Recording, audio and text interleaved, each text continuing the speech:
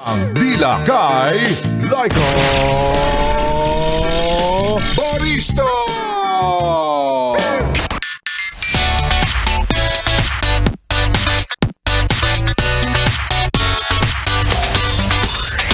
Kakaiba ka rin, no? Isipin mo yon, wala ka na namang ginawa magdamag ngayong araw na ito. Tapos sasahod ka na naman sa susunod na payroll. Ibang klase. Saan mo hinuhugot? At saan mo kinukuha? Hindi ang lakas ng loob, kundi ang kapal ng mukha.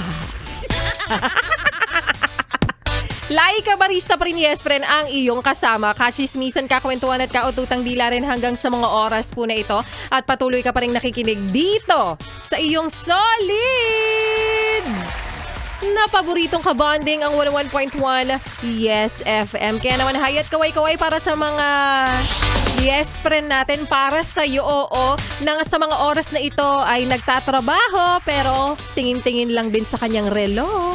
Kung oras na ba para ikaw ay umuwi, no? Okay lang yon.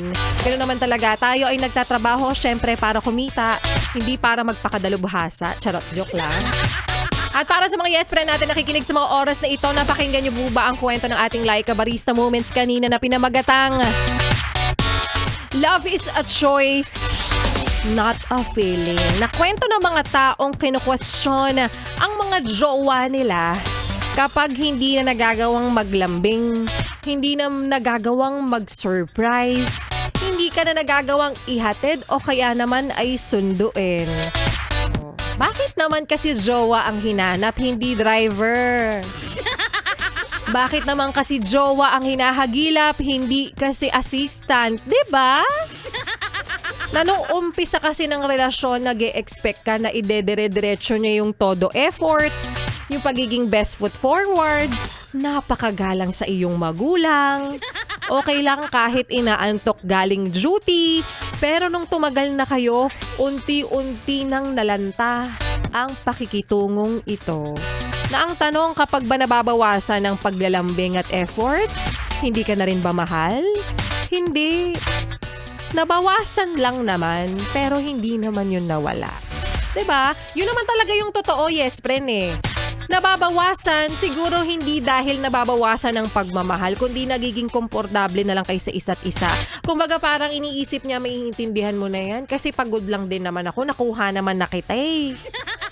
Baka naman, pwedeng sa mga panahong ito, ipakita ko na ang tunay kong kulay. Ganun pala yun. So, hindi naman kailangang nawawalan ng gana kasi hindi na siya tulad ng dati, yes, friend. Dahil ang pagmamahal ay isang desisyon na kailangan mong gawin araw-araw. Kaya kung pinipili mong mahalin siya ngayon, dahil ginusto mo yan siya. Hindi dahil siya ay gwapo, matalino o chinito, dahil minahal mo siya sa taglay niyang pambihira. Amen? Amen. Pero ibang usapan na, yes, friend, kapag marami siyang pera, ha? Tapos siya yung tipo ng tao may property sa Puerto Galera at may sariling bahay sa New Manila. Ako na ang magsasabi sa'yo, please, pagtiisan mo, manatili ka kahit napaka-insensitive niya dahil mas mahirap mamuhay, mas mahirap mabuhay kapag wala kang pera. Charot! Kopya? Kopyang kopya.